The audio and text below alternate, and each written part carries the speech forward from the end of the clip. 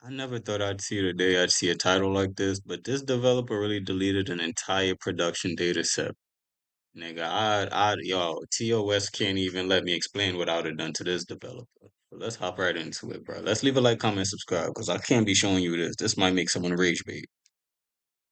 Yo, I'm gonna delete the Postgres directory on DB2. Should be safe. Sounds good to me. I'm running the command.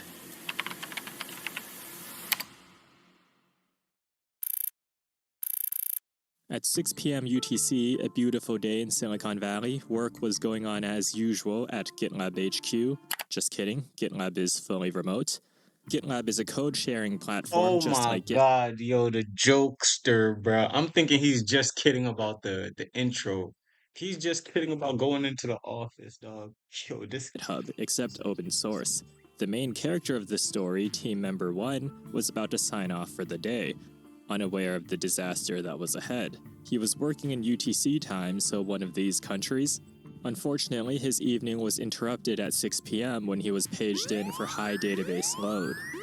After scrolling through the dashboards, he saw that the total number of snippets was rising dramatically and assumed the root cause was spam. This was a fair assumption as GitLab had been experiencing similar spam issues in the past week, just less severe. Over the hours, the team attempted to block certain spam IPs as well as delete spam users.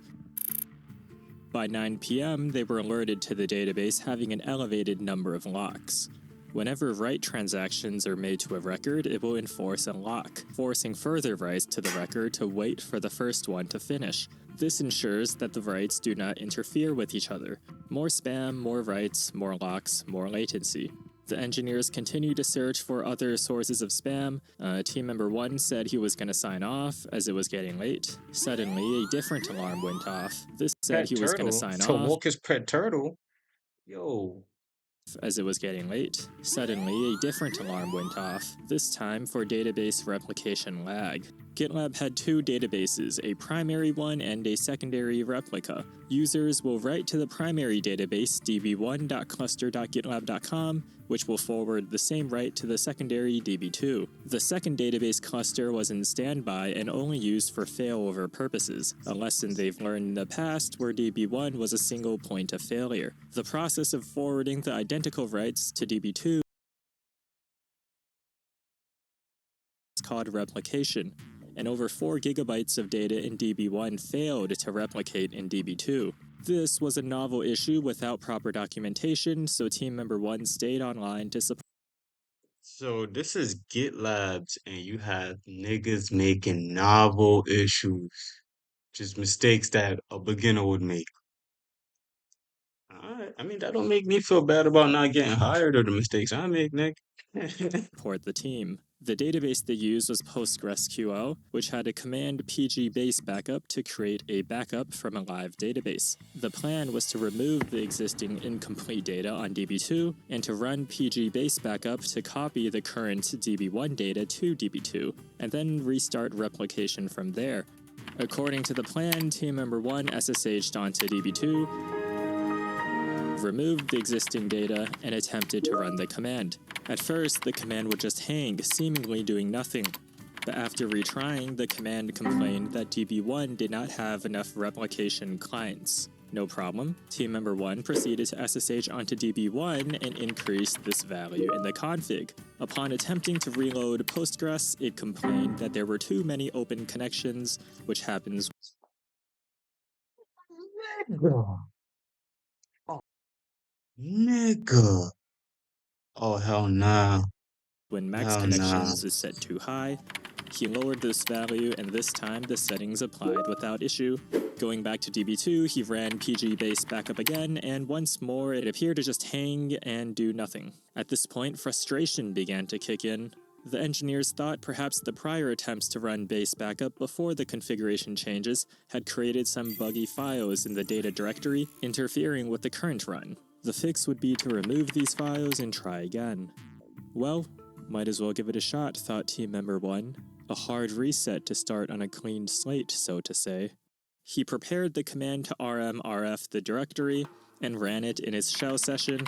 Immediately after pressing enter, he noticed the shell in which he ran the command was the one connected to the live production DB1.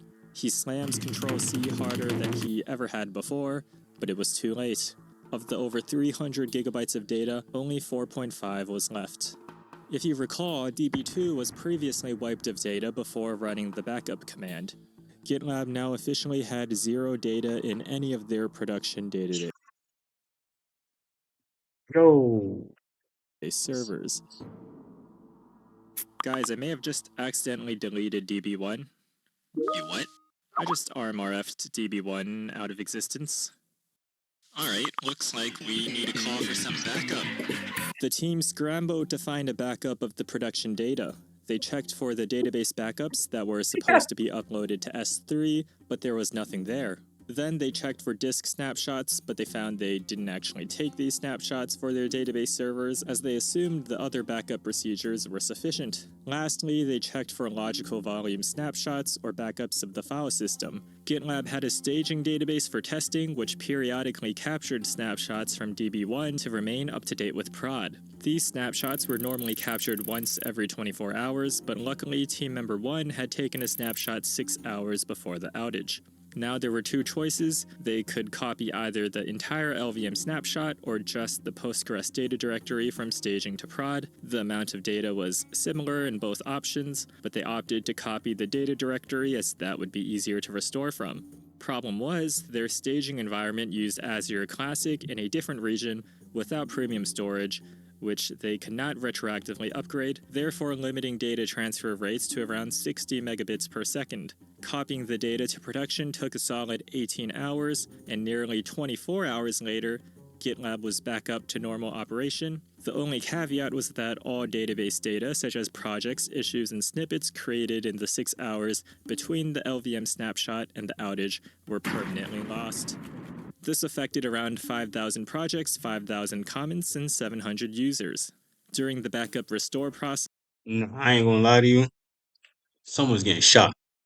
This shit get me mad, bro. I don't know how Git lasts, and I just downloaded Git yesterday. That's why I'm kind of like, cause I don't believe in. It's not that I don't believe in shit like that. I don't think that when it's security time, these dudes know how to do it. And listening to this story, yo, count your days, Git, cause you definitely ain't gonna have my ass for too long.